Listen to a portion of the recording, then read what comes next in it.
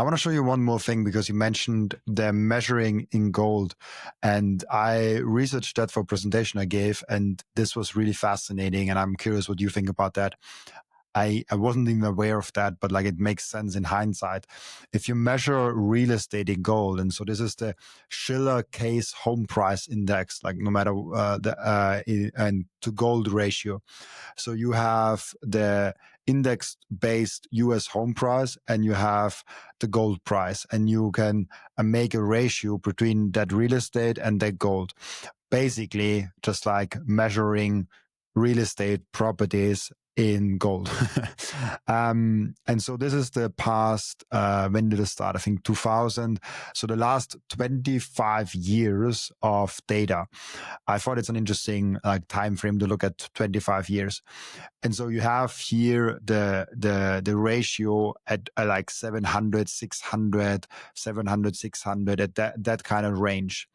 And now 25 years later, we are at like 150, 170, 180. So obviously it's up and down because real estate and gold are both volatile assets. And so of course the thing will be volatile, but it's actually not that volatile. So it goes down drastically. It basically, the real estate price priced in gold has been cut in three pieces basically within the last 25 years, which is kind of fascinating because we always think like, oh, like let's just buy real estate and hold it on for long term because this is the best investment you can make. No, it's not. Like obviously it's one of the worst investments you can make.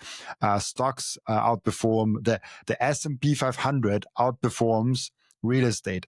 The gold price outperforms real estate. And now something I think we all are well aware of, the same thing with Bitcoin.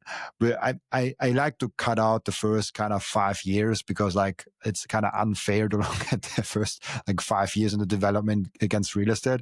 But if it just started like 2017, for example, I mean, 2017, it was a Bitcoin price of 302 Bitcoin for one US median home house, basically.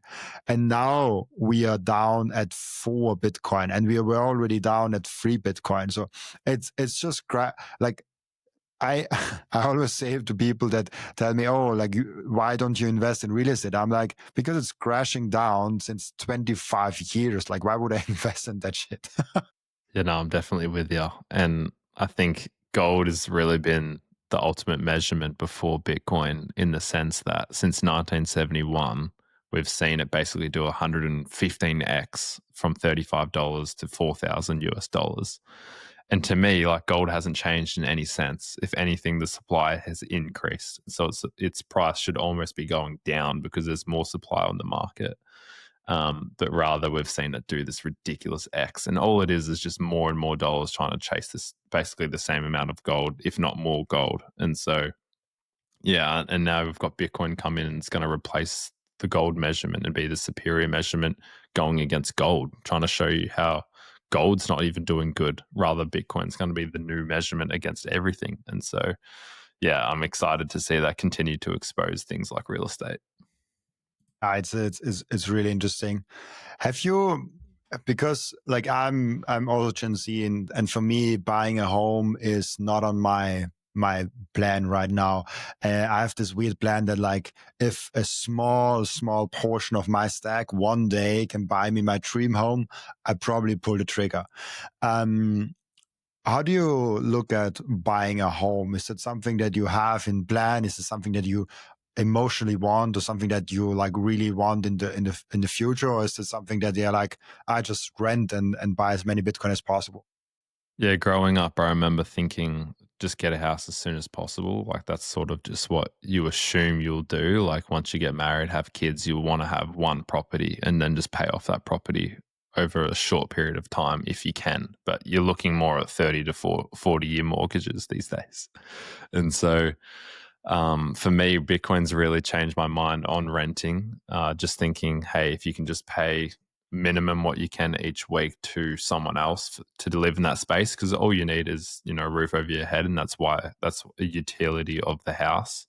And even if you feel like you're not contributing to something, with the money you were going to spend on a deposit to get the down payment of the house, you're putting into Bitcoin, which can then grow into a stack that could either fully pay off a house instantly in the future with its 50% KGAR, or it could even drop to 30% KGAR. And that's enough for that if you spread that out for a long enough time, you could have a fully paid off house, even with houses going up in value. And so Bitcoin's going to be the fastest horse in that sense.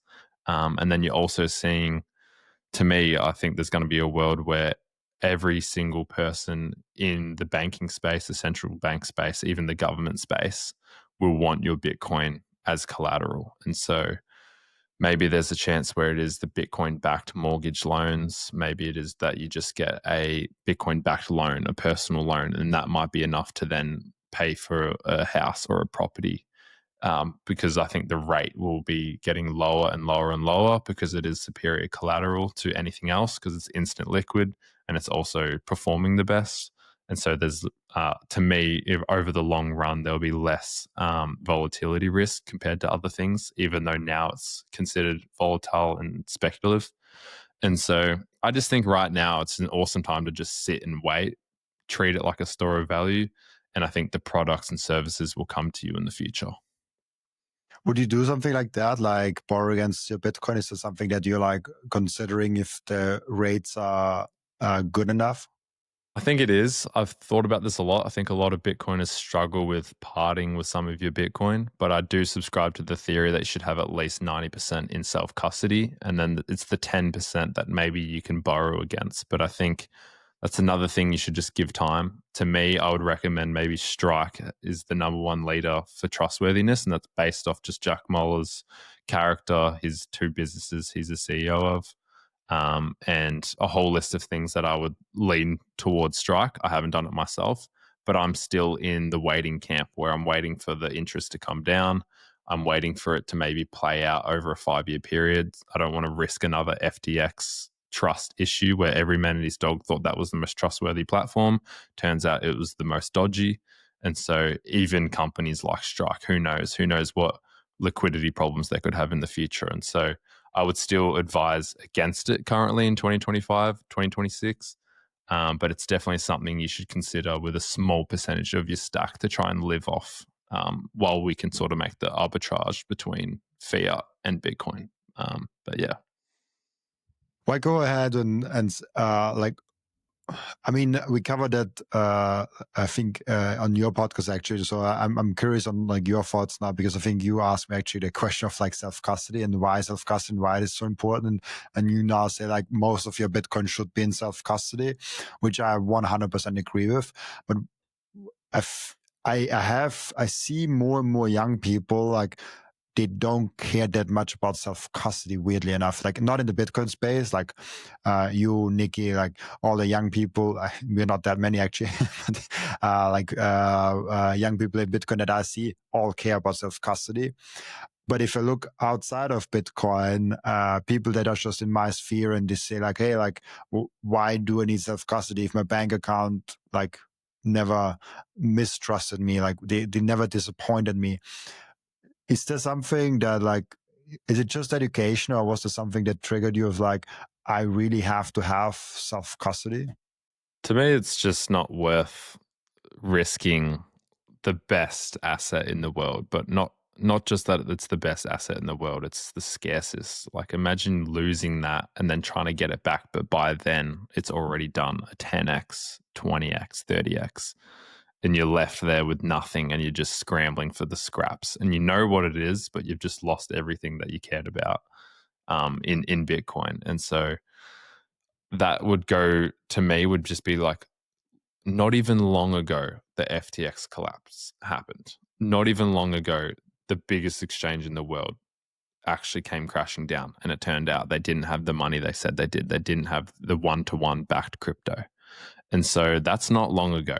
Why would you want to risk that again? That just proves the whole too big to fail mentality is incorrect. And it's the same with the central banks in 2008. They all should have collapsed. They all should have been found out that they were doing some dodgy things. But in that scenario, they manage to get bailout. Whereas I'd say for exchanges, you won't have the protection from the Federal Reserve. You won't have the protection from the central banks. And also, you shouldn't rely on that in general. And so you should never be relying on someone else to try and save you. It should just be no one else is coming. You need to sort this yourself. And so, although it is scary, although the self responsibility is something we're not used to because we've been, sort of tamed and domesticated in the sense when it comes to banks and our money, this is something you really want to take into self custody, into self responsibility, because at the end of the day, it needs to land on you. You can't have someone else look after it in the long term because there's too many risks involved with a third party. Reducing those risks is by putting onto yourself. And so, yeah, I'm a huge advocate for it. But yeah, I'm not sure if there's anything else you'd want me to expand on that. But I just a huge advocate for self custody. I feel like there is a general lack of self responsibility, especially in Just our in general. generation. But it's like just like people don't want that anymore. Like people like to be able to um how is it? What is it? Not claim? Blame blame someone else for their lack of self responsibility. They like that there is someone that, oh, if I have Bitcoin in my ETF, I can say BlackRock did it. If I have Bitcoin on an exchange, I can say, oh, FTX, the bad people from FTX, Sam Altman-Friedman, they took it. No, you took it yourself. You didn't take care of your Bitcoin. You outsourced it, and you did it so bad that you chose the worst possible player in the field to even do that. And so it's your fault, and you have to take responsibility. And I get so sick of it that people don't take self responsibility, don't take responsibility in general for their action. And then people saying, oh, like Bitcoin will never be successful because people don't take self custody. And like, yeah, like Bitcoin is already successful and people already take self custody. And yes, there will always be a majority of people that will not take self custody. They will always go the easy route. I think self custody will never be over 50% thing. So like less than 50% of the Bitcoiners currently holding Bitcoin don't hold in self custody. But like most people will do it the convenient way, but it doesn't matter. We just need a few percent that do it. Those few percent fighting for freedom actually hold everyone else accountable. And I just feel like it's a general thing that people no longer want to.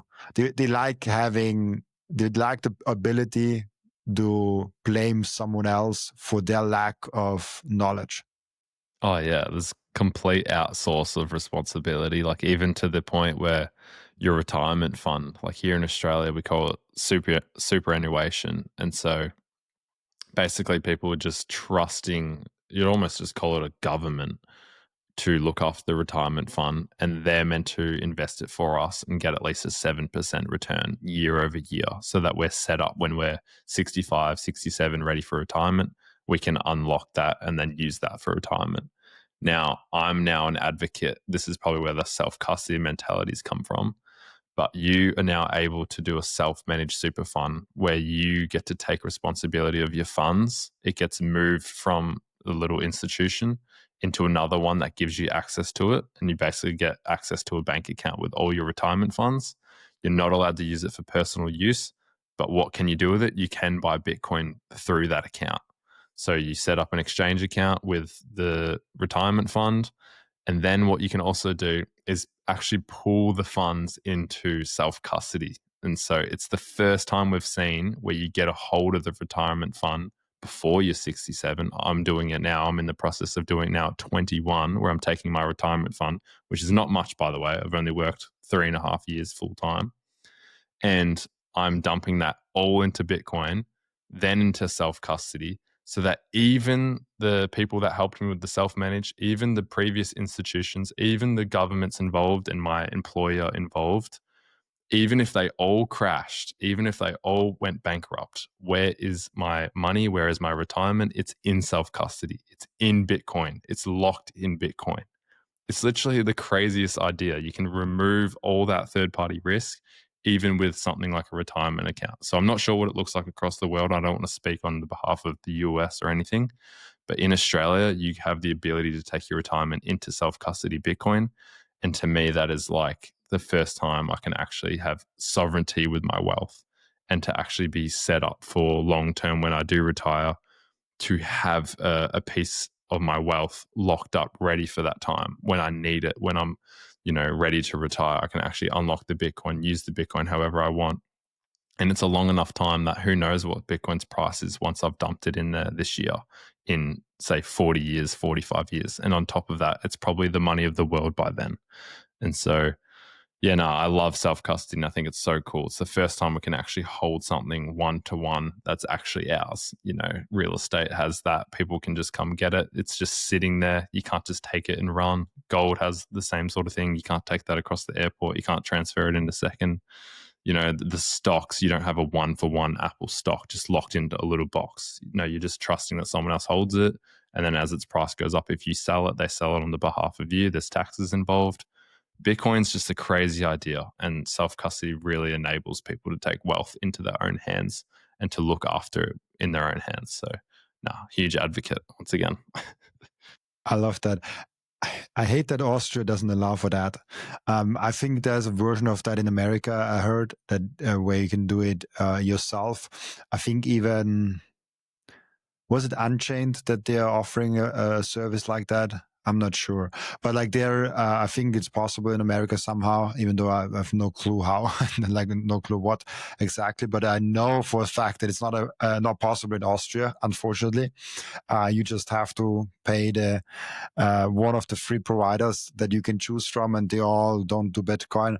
And it's like, F you, like it's my money. Why do I have to give it to you? If you collect it as tax, like at least call it a tax.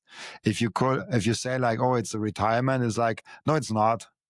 It's not for retirement. It's a tax that I have to pay you. I think it's crazy for that. But I love that you are going do self custody Bitcoin in an actual retirement account. That's so cool. Like that is literally like this is how it's supposed to be, because now you're completely independent from all the retirement institutions, and in that way you are responsible for your retirement, and you took that responsible, if I remember correctly, now with 21 years old. And this is for you. You can probably retire a lot sooner than 40 years. I have a weird feeling about that. But that's so. Do you actually have a plan for that? It's like you want to retire in some years, or you want to be financially independent, because like I hate the word retiring. Do you want to be like financially independent where you have more money than time to live?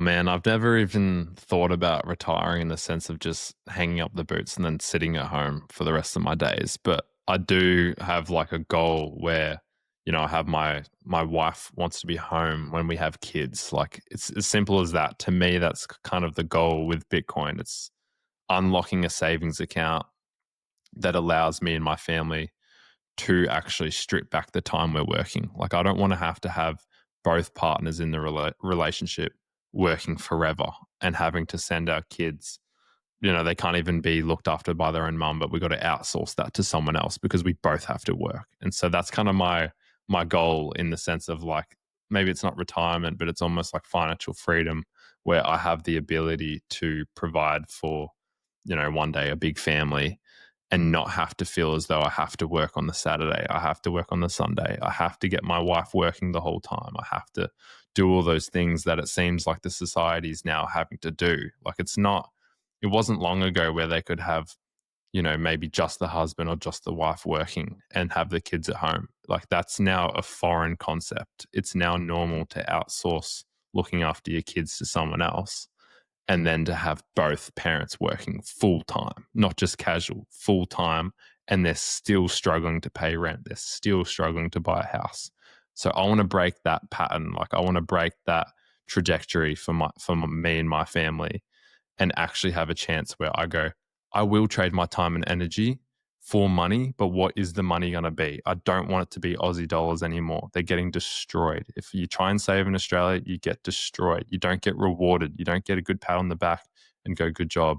No, you get absolutely obliterated. And so I need to find a better money that I can prepare for the future to be able to do those things I was talking about. You said, why, are you married? Yeah, I'm married. It's pretty crazy, but It's crazy. Like, maybe I forgot it, but maybe you told me. I don't know. But that's crazy. Like, you're married with 21 years old. That's freaking amazing. I love that. yeah, well, I met my wife when I was like 13 or 14, and then we talked about getting married once I was 18, 19, and then 21 came around. I said, let's just do it. Did an awesome wedding. And then the cool thing, after we spent so much money on the wedding, I had a honeypot of Bitcoin still after the wedding, which we've been able to sort of build our life around and move out of home, rent, and do some pretty cool things. So now we just stack as much Bitcoin together. So we work as a team while we both work with our kids, and we put as much as we can every pay slip into Bitcoin. And that seems to be working pretty well. We're just trying to build our honeypot bigger and bigger, preparing for the next 5-10 years. And I think that gives us a better chance than someone that just buys a property straight after school and has 30-40 years of debt and they can't seem to get ahead. So that's sort of our mentality around what we're doing. Wait, did you say that you have kids also? No, I don't have kids. That's sort of the long-term plan. I have an interesting, Joe Nakamoto, Joe Hall, Yeah, I do. he was recently in Lugano and he announced me on stage, and we talked about orange pilling teenagers, and he basically said like, oh, Robin, I know that you are not a teenager anymore because you already have kids yourself. And I was like, I don't have kids. Like Joe Nakamoto won't have kids. Someone is spreading fake news there. Yeah, I've been telling everyone you have 6 kids, so sorry about that. But back to the marriage, because I think it's you're such a Bitcoiner, like because that's like the most Bitcoiner, like the marriage and then like self custody. That's freaking awesome. With 21 years old, man, like that is. So you married this year, your wife? Yeah, 2025, January. So it was at the start of the year. So we've nearly been married a year, and so far so good. Well, congratulations! That's I really deeply admire that. Like, I didn't had my life together with 21 years old, like nearly as much as clearly you have, as like having the marriage and all of that. That's freaking awesome. And you also have your own podcast. I envy you. Really cool. Thank you so much for sharing that, Joe. The first thing that every Bitcoiner does, and the most important activity that every Bitcoiner keeps on doing, is buying Bitcoin. And I personally use Relay to buy and sometimes also spend or sell my Bitcoin. And there are 2 main reasons why I do so. The first one is it's Bitcoin only. They do not do any shit coins. They do not do any cryptos, any stocks, or anything else. This is a tool, an app that is fully focused only and solely on Bitcoin. The second one is self-custody. They give you the keys to your Bitcoin the moment you buy them. You never give them the control over your Bitcoin, and you don't have to trust them because you can verify that you and only you have the keys to your Bitcoin. There's no third-party risk. There's no freezing of your assets. There's no rug pulling. There's nothing of that. Download Relay, the app, on your phone, or go to relay.app on your browser and use code Robin to save fees and get cheaper Bitcoin. I want to tell you about something very special to me. It's called micro seed. If you hold your Bitcoin in self-custody, and you should, you know how critical it is to secure your seed phrase. You should not have them on paper. You should not have them on anything else than titanium. With micro seed, you can engrave your 12 or 24 word seed phrase, the entire seed phrase, onto a 1-inch small washer. Yes, just one washer. All 24 words on that one washer. You can hide that thing everywhere. And even better, you don't need to buy a new kit every time you have to get a new wallet. You can make unlimited backups because Microseed is not selling the washer. Microseed is selling the device that stamps the washer. So you get the full kit with the device, with the washers, with the hammer, with everything you need to get started today. And you can make with that unlimited amount of backups. Go now to microseed.io.